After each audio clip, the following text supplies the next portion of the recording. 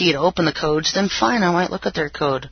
But no one can claim that. Everyone's out there doing it out of their own interest, out of their own head knowledge, and they're digging what they want to. I mean, some people will proclaim, well, look, my code calls me a pastor, and it says I'm going to be on radio, and it says I'm going to be on TV. Yeah, but they miss everything else associated with the code. They're on radio and TV blaspheming the Lord. Of course, they're not going to put blaspheming the Lord in their code so everyone can see that. Or they're not going to put that the person's attacking the Lord's prophets and messengers on that, and that the person himself is a wannabe, a liar, a fake and deceiver, posing as a pastor and a shepherd and all this. And so you just really have to be careful on codes. You can't get any clearer than that. Of course, it's been a long time since I've even been involved with them. Right now, I haven't had the time. And also this Vista, I have to go back to XP just to use my Bible codes program because it won't work on this Windows Vista. And I don't like this Windows Vista at all. It's just a matter of time of switching over to XP. I just haven't been in the mood to reformat and go through this all over again. I just did it last month. But I'll get there and I'll get back into the codes. Everyone's kind of antsy about September, and, there's always antsy months, and, the Lord hasn't told me anything direct, folks. I mean, if we know that one of their major things was to attack American cities on Christmas Day, or on the holidays, and so it could happen. It could happen. The Lord hasn't told me anything direct. I know that if you want to watch the end time events and try to get a timeline, just watch the Middle East. When Maitreya arrives in Iran, their Mahdi's here. An interesting thing about that tonight, and I'm going to get into that, is that most of us won't even be here to see it. Most of us listening to this radio show right now, the bulk of the world's going to be here. So that's what he was pointing out to me. He was taking me back to these articles I was going over last week. And if you go to my articles section at SherryTalkRadio.com, on my articles page, I have an article on Yahweh's warriors, the two armies of 144,000, and the second coming of Christ and the Battle of Armageddon. And these two articles just have a wealth of information in them that you'll want to read. But I want to get back into Matthew 24 because this is a chapter that was exciting me this week. And I started reading it again last week, and I'm going to do it again. Immediately after the tribulation of those days shall the sun be darkened, and the moon shall not give her light, and the stars shall fall from heaven, and the powers of the heavens shall be shaken. And then shall appear the sign of the Son of Man in heaven. And then shall all the tribes, the nations of the earth mourn, and they shall see the Son of Man coming in the clouds of heaven with power and great glory. And he shall send his angels with a great sound of a trumpet, and they shall gather together his elect from the four winds, from one end of heaven to the other. And then in verse 37 it says, But as the days of Noah were, so shall also the coming of the Son of Man be. For as the days before the flood, they were eating and drinking, marrying and giving in marriage, until the day that Noah entered into the ark, and knew not until the flood came and took them all away, so shall also the coming of the Son of Man be. Then shall two be in the field, one shall be taken, the other left. Two women shall be grinding in the mill, the one shall be taken, the other left. Watch ye therefore, for you know not what hour your Lord doth come. And so, a couple things that were jumping out at me here.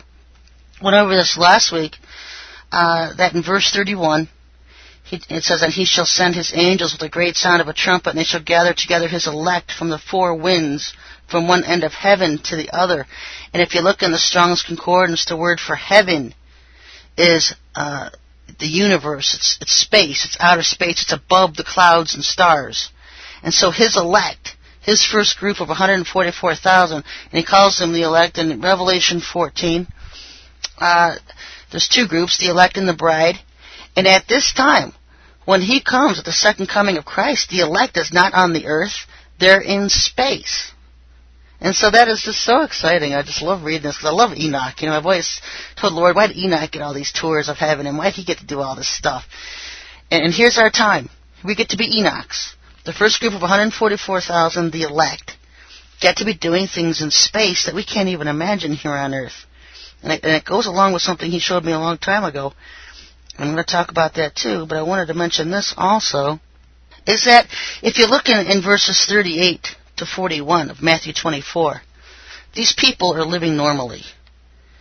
For as the days were before the flood, they were eating and drinking, marrying, giving in marriage until the day that Noah entered into the ark, and then boom. That's the same thing. So you're looking at a time on earth where the Antichrist has already risen to power. We've already gone through the trumpet and the bowl judgments. The seals are long gone. We've gone through Satan's wrath on earth for 3.5 years, and then we've gone through the Lord's wrath on earth for 3.5 years. And at the end of all this time, there's still people here totally ignorant of the coming of the second coming of Christ. Just totally not expecting it, just totally living normal lives, not expecting his return. And that's why he always says he comes as a thief, because people aren't expecting him. And so you gotta, you think ahead, and you're thinking the world's been through a famine. About 4.5 billion people are dead by then. And they still don't have a consciousness for the Lord's second coming at that time? Have they wiped everybody off the earth that would have had a consciousness that the Lord is coming? And so that's pretty amazing. When your eye just gets open to what's really going on at that time when he returns. And of course at that time Satan's gathering armies in Jerusalem to battle against him.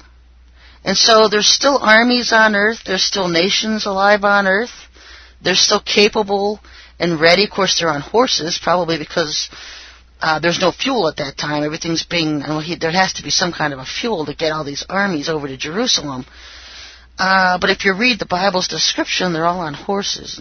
And of course the chariot's going to be tanks. I'm sure we'll have tanks. But they're on horses and in chariots, these tanks, to battle against the Lord and his second coming. And I really don't think they're expecting it to be the Lord. I think Satan's going to rally the earth and say, there's a UFO, another alien invasion coming. Let's go to Jerusalem and fight it, And then boom, here comes the Lord on a white horse and leading his people to earth. And what's really cool is that before he actually descends to earth, it's like the sign of the Son of Man flashes throughout the world, and everybody on earth sees it. And then he starts to arrive in the clouds of heaven with power and great glory. And the clouds of heaven, I know a lot of people teach it that clouds are saints returning. I know Zechariah refers to the saints as clouds. Also, angels are the hosts of heaven. So that's a pretty good argument that these clouds, not just angels, but also saints as well. The saints who have died during the tribulation period as martyrs, returning to the Lord. But he stops at that point. And it's almost like you're just frozen in time for a few seconds as the angels, his angels, go throughout the universe, throughout space, and gather the elect, because they're out in space. That's the 144,000. And so, I think it was interesting. Because I talked about last week how one group, the elect, operates in the power and spirit of Enoch, and the other operates in the bride of Elijah. See, that the two groups of 144,000, in Revelation 14, it says that the name of the Father is written in the foreheads of that group, that specific group, the group of the elect. The name